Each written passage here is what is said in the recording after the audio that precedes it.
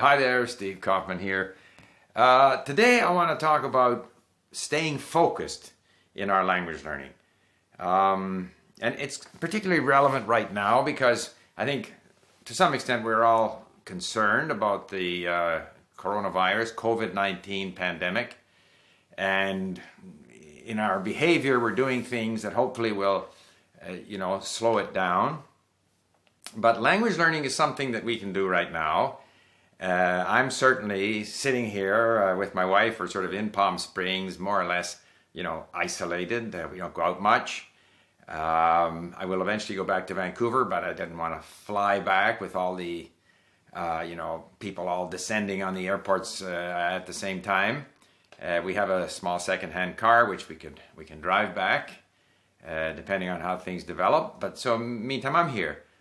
So I am deriving great enjoyment from learning my Persian and Arabic. And I noticed that, it's very important when I'm, say, reading in Arabic or Persian or listening to Arabic or Persian, that I don't sort of constantly want to check the Twitter feed to see what is happening with the coronavirus and stuff like this, because there's nothing I can do about it. We wash our hands, we keep our distance, we do the things that we're told to do. And so then the rest of the time I enjoy, studying languages. And so I came across this term on Twitter called FOMO, fear of missing out. Now, typically that refers to fear of missing out, like other people are having fun and I'm not having fun. But obviously, if you're engaged in something like language learning, which is tremendously rewarding and where the more effort we put in, the better we get, then it's important to stay focused on that. And I find the more I focus, the more I stay focused on, whatever it is I'm reading or listening to, the more I'm able to stay with it and enjoy it. So I think we just have to resist the temptation to sort of dash off and do something else. We kind of have to stay with what we're doing. And then I also sort of thought about how much of an international cooperative venture language learning has become.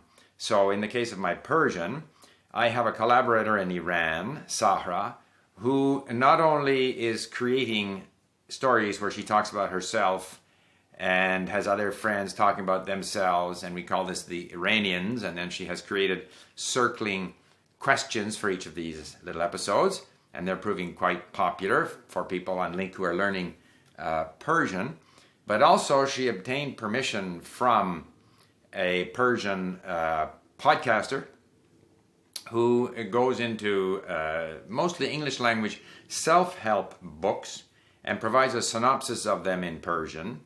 And Sahar is going in and dividing them into 5-6 minute segments and then creating circling questions for each segment. So there I have a collaborator in Iran who is helping me learn Persian. I have a similar connection with an Arabic speaker in Morocco who is doing the same for Arabic podcasts, dividing them into shorter segments, creating these circular questions. By the way, I touched my nose. I've got to stop doing that. And of course, on my YouTube channel, you'll soon see that I'm having conversations with people in Germany, in Spain, in Japan. And so there's this global effort, and of course there's any number of people online creating content, creating learning systems, creating YouTube content in different languages. So it's really quite an international community where we are connecting not only to learn languages, but we're learning about each other. And so the world continues to get smaller. Now, some people may look at the current, COVID-19 pandemic as an example of the sort of negative side of globalization. And there will undoubtedly be adjustments in terms of how much people fly and in terms of supply chains and so forth. But we remain globalized. We will continue to be connected. It might be more remote work, more virtual connection, more online learning, but we will remain very, very connected. And this is a good thing.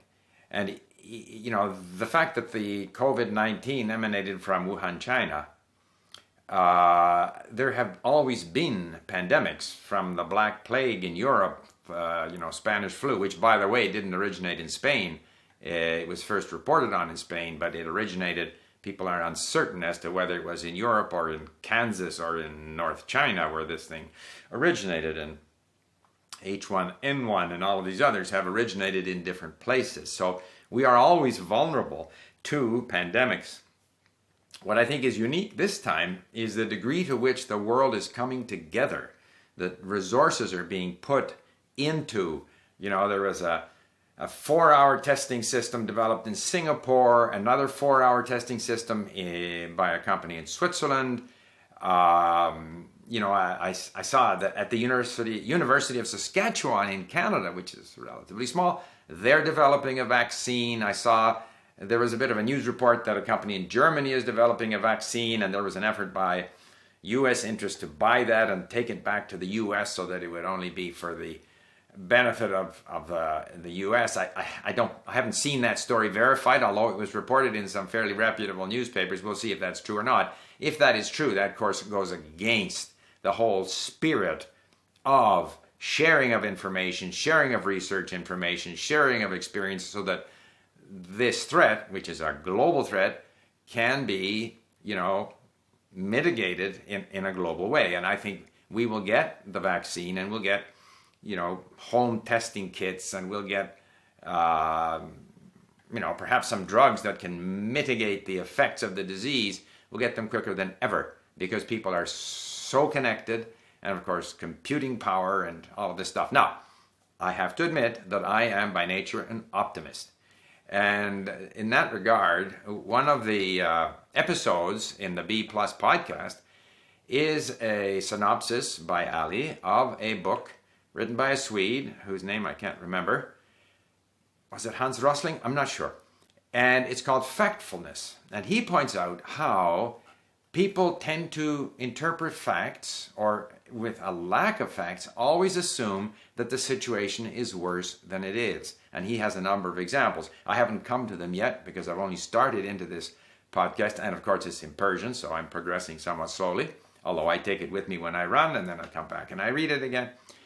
But the current pandemic, which will undoubtedly create a lot of hardship, death, suffering, we have to remember that the vast majority of people will not have serious symptoms, although a lot of people will. So there will be a tremendous burden on our hospitals.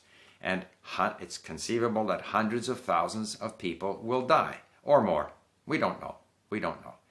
However, every year, if I look at statistics from the United States, millions of people die of cancer.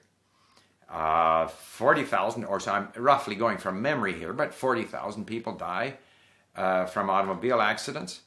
4 million people are hospitalized for automobile accidents. Not that that's a good thing, and not that that makes this suffering worse, or excuse me, it makes it the suffering less of these people. Nor does it mean that we don't have to do everything possible to increase, intensive care unit beds and ventilators and all of this other stuff. But it is in the pandemic is adding to these other, the heroin overdoses or suicides, which are 17 or 20,000 people in the U.S. And I'm not picking on the U.S. It just so happens that those statistics are readily available when you Google. So it's a net addition of a significant number of people who will die, but it still needs to be looked at in the context of,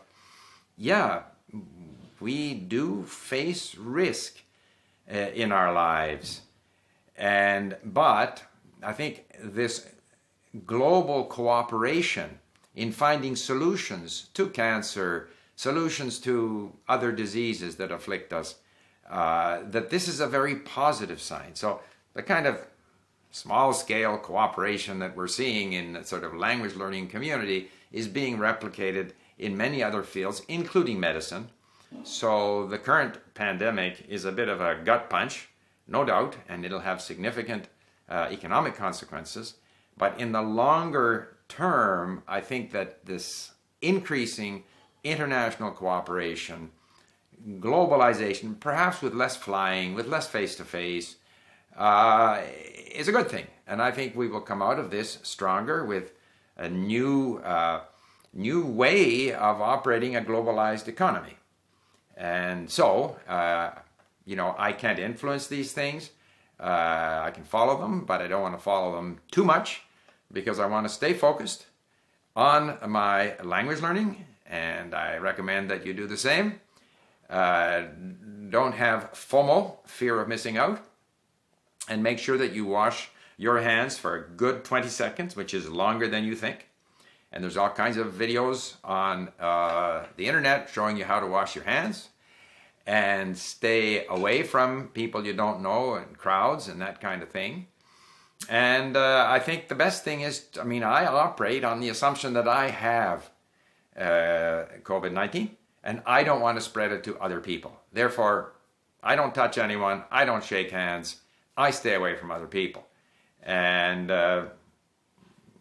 we will see how these things evolve, but I don't see that there is going to be a dramatic short-term improvement, and therefore we have to, continue to do everything we can to mitigate the spread in order to, prevent the worst possible outcome for vulnerable people, and therefore, undue strains on our hospital systems in different countries.